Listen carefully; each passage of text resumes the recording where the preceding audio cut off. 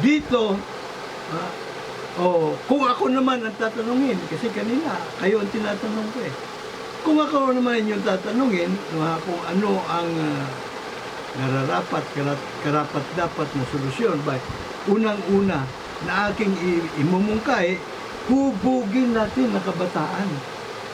Hubugin ang kanang kamalayan sa pakikipagkapwa bata.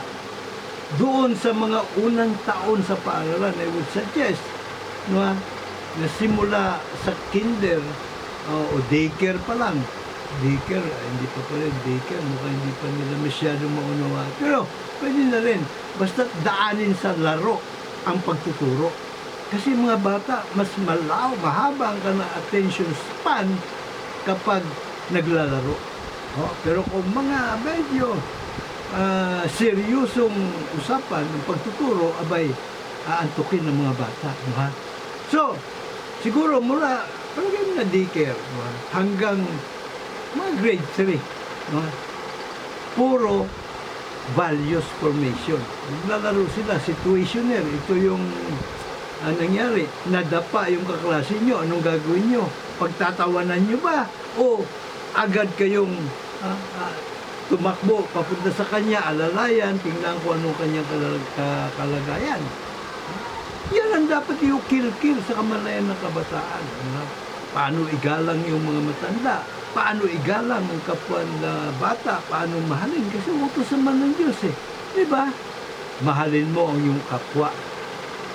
Maging ang iyong kaaway. Di po ba? Ano naman ang mga dapat iasta ng kabataan sa kanilang magulang? Diba? Kala ko ang mga magulang nila medyo ulianin na, pasaway na. Diba? Dapat ba silang magalit sa kanilang mga magulang o dapat gayahin nila ang ginawa ng kanilang mga magulang nung sila yung mga bata pa? Na kahit na anong pasaway ang gagawin nila, ang sinusukuli ay pagmamahal, pag-uunawa. Hindi puro palo dito, palo doon, suntok dito, suntok, bulyaw dito, bulyaw doon. Paglaki ng mga bata, yun ang matutunan. Kaya ang tawag yan ay karma. Ito pa mahalaga. Walisin po natin ang mga role model ng kabataan. Sino yun? Yung mga abusado, yung mga traidor, yung mga land grabber, yung mga extrajudicial killer, yung mga drug lords sa gobyerno. Kasi sila po yung role model. Pag sinabi ni Digong, halimbawa, patayin niyo yung mga yan. Pag lumaban, patayin niyo. Pag hindi lumaban, palabanin niyo. Tapos tinataniman pa ng kung ano-anong baril, bala. Ako naniniwala ako na yung panahon pa ni Pinoy, di ba, na uso yung tanimbala sa airport. Ang akin doon hinala, si Digong ang may pakana. Kasi isang bataan niya doon, nasa airport ng mga panahon yun eh. Di ba yung isang pambirang patiso. So malamang siya may pakana noon para masira yung kandidato ni Pinoy. Well, anyway, ang isang teacher na nakausap ko minsan, nasabi sa akin, Pilates, alam ba kung anong problema namin ng mga teacher? Hindi po eh. Huwag lang kwarta, dahil wala din po akong ganon. Sabi niya, ang mga bata, sa loob ng paaralan, tinuturuan namin ng tag-araw. Ang problema, paglabas na sa paaralan, nakikita nila tag-ulan. Ano po ibig niya sabihin? Diba? Tinuturo nila ang panglalamang sa kapwa ay gawaing masama. Pero paglabas ng kabataan sa paaralan, mababalitaan nila, mababasa sa dyaryo na yung mga abusado, traidor at kawatan nanggigitata sa kayamanan. Nakaw nga lang. So yan ang ginagawa nilang huwaran. Hindi po ba? So, yan po ay dapat nating walisin. Paano natin walisin yan? Ang problema kasi sa ating bayan, 134 anyos ago, inilapag na ni Gat Andres Bonifacio. Kasama ang ating mga ninunong katipunero na buwis buhay na pinaglaban ang makapagtatag tayo ng malayang bayan. No? At powered by hukuman trial by jury of with the sovereign Filipino people. Hanggang ngayon, Pinas lang sigat Andres Bonifacio, pati yung pangarap Pinoy, makatarungan at makataong lipunan, kasama inilibing sa limit. Kaya tingnan nyo, 1898 Constitution, wala tayong karapatan sa trial by jury. Diktador niya yung Constitution na yun. 1935 Constitution, naturingan pa naman na yung mga naglimbag ay mga pensyonado. Sa Amerika pinag-aaral ng mga kano para mahasa, matuto at mahasa sa mga democratic processes.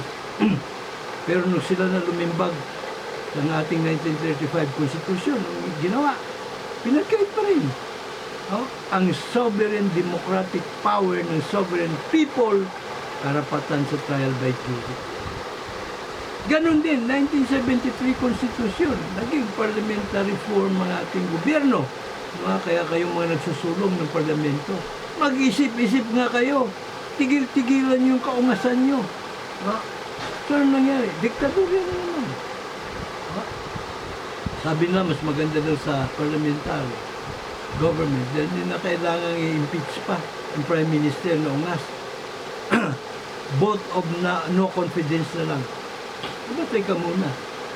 Kung kasabwat ng ungas na Prime Minister, na yun naman ang palaging nangyayari, ano po, ang mayorya, ano siya mapapatasik? Pwede yan sa England. Dahil ang England may hari. Na siya yung babardagol doon sa ungas na Prime Minister. Pero tingnan sa ibang lugar. Diba? Maghanap ka pa ng parliamentary form of government, na walang karapatan sa trial by jury ang mga mamayan na matino ang pamamalakad.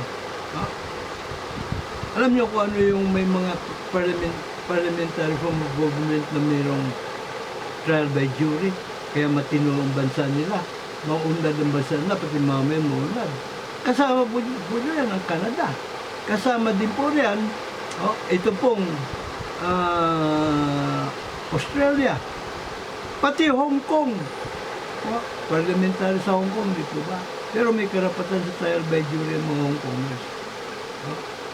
Yun naman Singapore, sanay. More than 140 years sila pong trial by jury ang uso. At yung po mga jurisprudence nila sa mga bagong kaso, ang pinaghuhugutan nila, yung mga desisyon ng mga trial jurors nung mga nakalipas na panahon sa kanila. So yan po, ang missing link para tayo magkaroon ng makatarungan ng makataong lipunan, karapatan nating mga soberanong mga mamayan sa trial by jury. Hanggat alaho tayong karapatan sa trial by jury, wala pong katarungan sa ating mga hukuman. Pag walang katarungan, wala pong kapayapaan. Lagi po tayong magulo. At pagka walang kapayapaan, abay, wala pong bit-bit na biyaya ang demokrasya. Para sa ating puwersa, 99.9% sa pwera dahil nakulimbat na ng ilang mga naghahari-harian sa pamahalaan. Mga abusado, traidor at kawatan ng mga salot na kurakot sa pamahalaan. Sa kanila lang napupunta yung pong biyaya ng Panginoon Diyos, yung manna from heaven. Plus, pati yung ating ambag na buwis, ninanakaw pa ng mga hayop. Ang birang pati so. Tandaan po natin, ang bayan kong magiliw, kasing gulo ng mundo. Kami-kami ang naglalaban, kurak-kutabol fans ang dahilan ng gulo. Kaya, kung nais mong tumulong ng buong puso, sagrado mong boto, Gamitin mo ng gusto. Bawiin natin ang gobyerno sa mga abusado, traidor at kawatan. Isang boto mo lang. Wala nang gulo. Sapagkat kung juror ka, yung juror siya. Kung juror ako, kung juror tayo, mga abusado, traidor at kawatan sa buong pamahalaan, himas, rehas agad, mabilis pa sa alas 4. So tara na sa Partido KKK 2.0, tara na sa political arena. Tara na! Juror revolution na. Po. Ariglado ang protocol. Like, share, subscribe. Ako rin po inyo lagi nakandang maglingkod, Mr. Juror. Dr. Sixto Kilatis Lagari po lamang.